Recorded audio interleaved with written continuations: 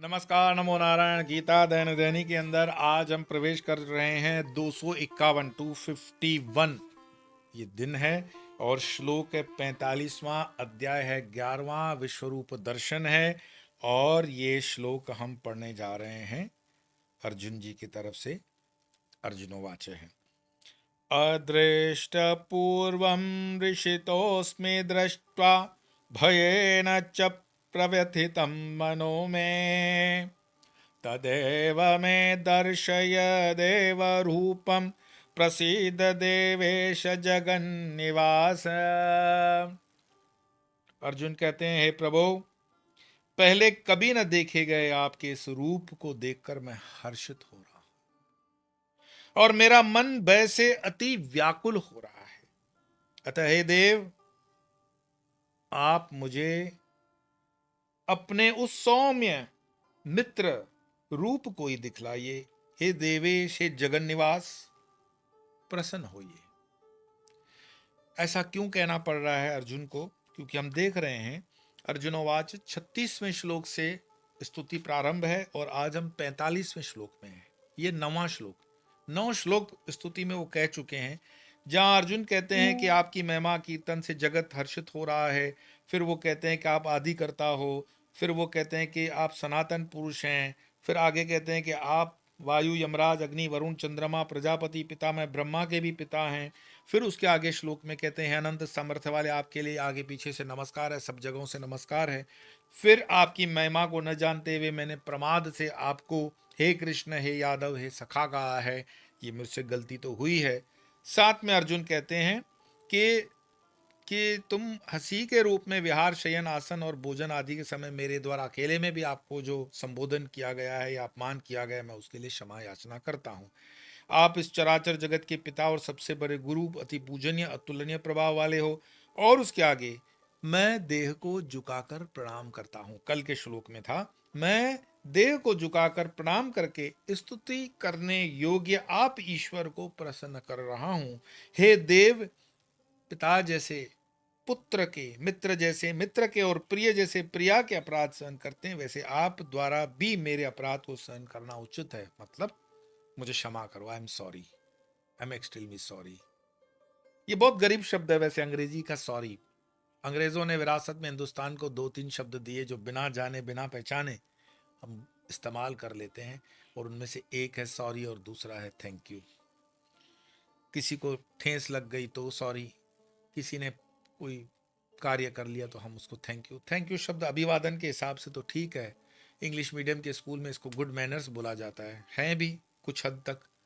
लेकिन आज के वो श्लोक में कह रहे हैं कि हे प्रभु, पहले कभी न देखे गए आपके इस रूप को देखकर मैं हर्षित हो रहा हूं, भयभीत नहीं हो रहा हूं, मैं हर्षित हो रहा हूं। थोड़ी बहुत मेरे अंदर बेचैनी जरूर है, पहले के श्लोकों को अगर याद करेंगे।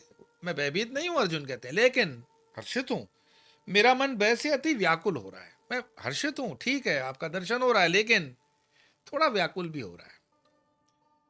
अतः देव, आप मुझे अपने उस सौम्य मित्र रूप को, सौम्य मित्र, क्योंकि अर्जुन और कृष्ण आपस में मित्र हैं, और मित्र के साथ जो भाव होता है, सीधी सी बात है कि वो अर्जुन के सबकॉन्शियस में चीज बैठी हुई है कि कृष्ण तो मेरे मित्र हैं, तो आप उसी रूप को दिखलाइए। और हे देवेश, जगन्निवास, आप प्रसन्न होइए। क्योंकि विश्व रूप दर्शन के अंदर ये तो सीधी सी बात है कि कहीं ना कहीं उग्रता है, और वो उग्रता इसीलिए परिस्थितिवश है। भगवान कोई प्रसन्न होकर के उनको विश्व रूप दर्शन दिखा रहे हैं, विचार करो तो परिस्थितियों, किस परिस्थितियों के वशीभूत होकर के। 10वें अध्याय के अंदर जब विभूति योग पूरा बता दिया गया, पूरी विभूतियों के विषय में भगवान ने बता दिया अर्जुन को कि मेरी ये विभूतियां हैं, तो एक अच्छे भक्त की निशानी ये होती कि वो कह देता कि मैं सहमत हूं, ठीक, बहुत बहुत धन्यवाद आपका। लेकिन नहीं, 10वें अध्याय के बाद वो भी कहते हैं कि जो विभूतियां बताई आप उसको दिखलाओ। अर्थात आपने किसी को बता दिया कि मेरे यहाँ बंगले हैं, मेरी ये गाड़ी है, 10 मर्सिडीज हैं, 10 BMW हैं, यहाँ पर मेरा बंगलो है, वहां पे फार्म हाउस है, ये विभूतियां बताई। लेकिन आप कहते हो आप दिखलाओ, तो जब दिखलाते हो तो उसका एक अप्रोच अलग है। भगवान अपनी विभूतियों को साक्षात दिखलाने के लिए जब विश्वरूप दर्शन के माध्यम से अर्जुन को दिखलाते हैं, तो वो दर्शन, वो स्वरूप देखना और उसको हजम करना, उसको डाइजेस्ट करना, it's not that much easy. Why? क्योंकि एक तो चर्म चक्षुओं से देख नहीं सकते हैं, इसीलिए विशेष दृष्टि दी है। वो भी भगवान का श्लोक आ गया कि ददामी, मैं तुम्हें दे रहा हूं दिव्य दृष्टि ददामी। और वहां धृतराष्ट्र के लिए संजय व्यास जी की कृपा से उनको नरेट करते हुए बतला रहे हैं। तो ये सारी जो चीजें हैं ये क्लियर हो गई कि चर्म चक्षुओं से, आई मीन जो ये खुलेआम आंखें दिखती है, उनसे उस विश्व रूप को दर्शन पाना बड़ा कठिन है, असंभव है। इसीलिए भगवान भी उनको विशेष दृष्टि देते हैं अर्जुन को। और उस विशेष दृष्टि के पाने के बावजूद भी अर्जुन व्याकुल तो महसूस करेंगे ही। कभी कभी हम अपने अपने अवस्था के अनुसार परमात्मा के दर्शनों को निहारते हैं। परमात्मा के उन अनुभवों को या दर्शनों को समझने के दो तीन स्टेजेस हैं। एक स्वप्न में होते हैं, नींद में कभी कभी आपको भगवान के दर्शन हो गए, बड़ा अच्छा लगता है। एक होता है कि आप ध्यान कर रहे हो और उस ध्यान के माध्यम से आपके चेतना में है, जप हो रहा है, ध्यान हो रहा है और उसमें दर्शन हो गया, तो ये दर्शन होगा, स्वप्न नहीं होगा। और कभी कभी चलते फिरते कोई ऐसा अनुभव हो जाता है, तो वो अनुभव एक अलग अनुभव है। जैसे मैंने मानो भगवान के दर्शन स्वप्न में किए, उसका एक एहसास अलग है। फिर जब हम मेडिटेशन, सो कॉल्ड मैं शब्द बोलता हूँ, वैसे तो चिंतन ही है, पर फिर भी मानो कि मेडिटेशन कर रहे हैं और उसमें कोई ठाकुर की लीला या ठाकुर की कोई कृपा हो गई, कोई स्वरूप दिखाई दिया वो। और एक चलते फिरते, तो चलते फिरते का मैं अपना अनुभव बता दूं। मैं पिछले महीनों गया हुआ था महाकालेश्वर मंदिर के अंदर, और मैं कभी भी लाइन में रह करके दर्शन नहीं करता हूँ और वीआईपी टिकट में लेता नहीं हूँ। भगवान के दर्शन वीआईपी के पास लेकर के करने से हम वीआईपी थोड़ी होते हैं, ये तो महामूर्खता है। और हमारे जैसे सन्यासियों को भी भारत सरकार टिकट लेती है भाई, बताओ। अपने भगवान से मिलने के लिए मुझे पैसे देने पड़े, तो मैंने मंदिरों में थोड़ा सा प्रोटेस्ट स्वरूप कम कर दिया जाना। पर कालों के काल महाकाल मेरे प्रिय हैं, तो वहां गए तो वहां पे भी टिकट का पैसा तो देना ही था। तो टिकट का पैसा दे करके मैंने भगवान को उलाहना भी दिया कि अपने पिता से एक पुत्र को मिलने के लिए लाइन में भी लगना पड़ा, पैसा भी देना पड़ा, और वीआईपी के पैसे लिए उन्होंने। और दर्शन तो साधारण से 3 घंटे खड़े रखकर सुबह 4 वाली बस में आरती तो करवाई नहीं, दूसरी आरती में आपने दर्शन दिया, पैसे वीआईपी के लिए थे। तो विषय वो नहीं है, तो उलाहना दिया। और उलाहना देने के बाद मैंने कहा कि भगवान, मैंने तो आपके दर्शन कर लिए, क्या आपने मेरे मतलब आने वाली चीज, मैं आया हूं इस काया को देखा, आपकी कृपा दृष्टि हुई, ये मैं कैसे समझूं? आज मैं निजी संवाद आपसे कर रहा हूं, ये निजी अनुभव आपको बता रहा हूं, इसलिए नहीं कि मुझे कोई अपना बड़ा अपने आप को सिद्ध करना है, पर मैं अनुभव शेयर कर रहा हूं। तो मन में ये वो चल रही थी और मंदिर से बाहर निकला और उतना ही बस फिर पेरी फेरी में चलकर बाहर आ गया, और काफी भीड़, और उस भीड़ के बीच में अब मैं पहुंच चुका हूं।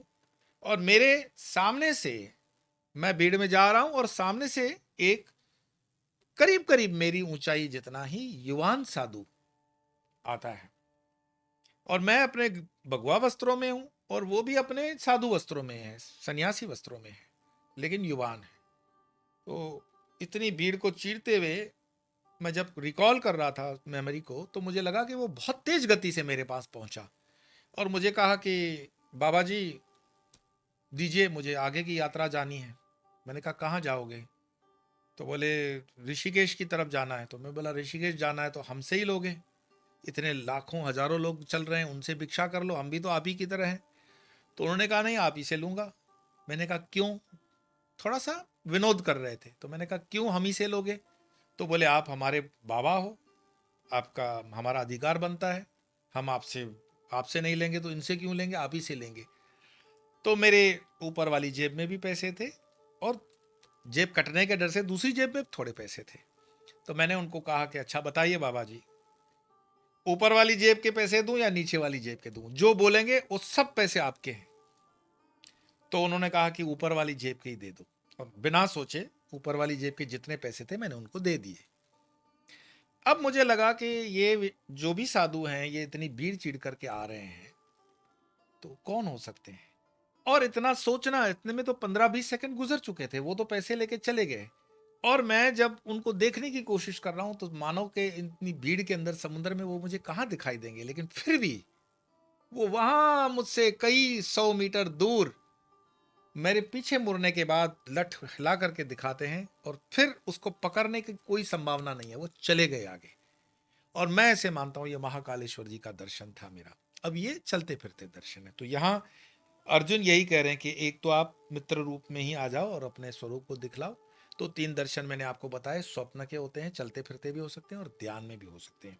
आप सबको ऐसे दर्शन और ऐसी आध्यात्मिक यात्रा के लिए मैं बहुत बहुत प्रेरणा देता हूँ गीता के माध्यम से, दो दो श्लोक की, ताकि आप इसमें और आगे बढ़ें।